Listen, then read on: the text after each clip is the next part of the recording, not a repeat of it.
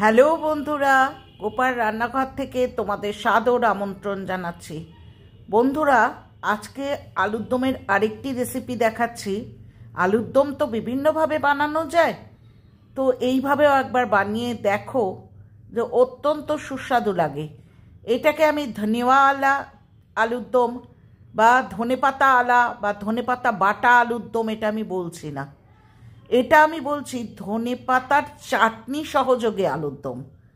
কী করে করছি, কিভাবে করছি সেটা এরপর আমি বলছি। প্রথমে চাটনিটা কি করে করব। আমি এক আটি ধনেপাতা ভালো করে ধুয়ে টুয়ে পরিষ্কার করে নিয়েছি।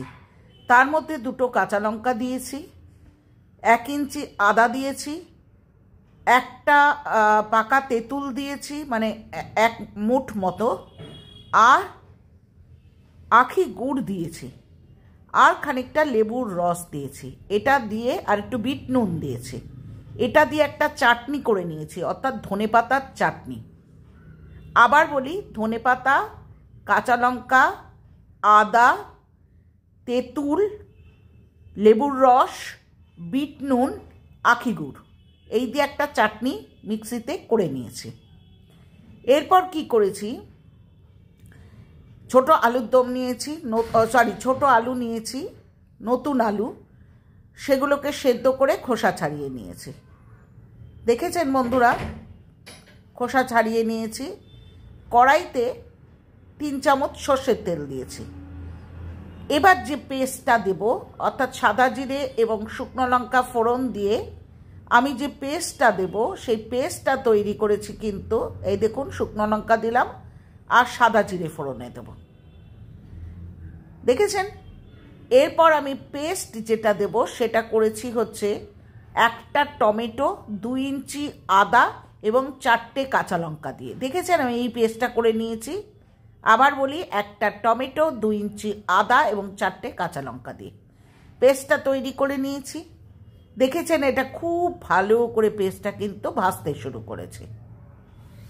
দেখতে পাচ্ছেন বন্ধুরা, আমার যখন আদা, টমেটো, কাঁচা লঙ্কা বাটাটা ভালো করে যখন ভাজা হয়ে যাচ্ছে, 1 চামচ নুন দিয়ে খুব ভালো করে কষিয়ে নেব। বন্ধুরা, আমি মশলা কষানোর উপর গুরুত্ব দিই। দেখেছেন, ধনেপাতার চাটনি, যেটা আমি আগেই বলেছি যে কিভাবে তৈরি করবেন, সেই ধনেপাতার চাটনিটা কিন্তু এর মধ্যে ঢেলে দিলাম। আমি বাটিতে করে যে ধনেপাতার চাটনিটা নিয়েছি সেটা কিন্তু দেখিয়ে দিলাম। খুব ভালো করে যখন ফুটছে, তখন আমি মটরশুঁটি দিয়ে দিলাম, কারণ এই আলুর দমে কিন্তু মটরশুঁটিটা খেতে ভালো লাগে। আর যেহেতু আমি মটরশুঁটিটা সেদ্ধ করিনি, সেহেতু আমি কাঁচা মটরশুঁটিটাকে ডাইরেক্ট এর মধ্যে দিয়ে দেবো।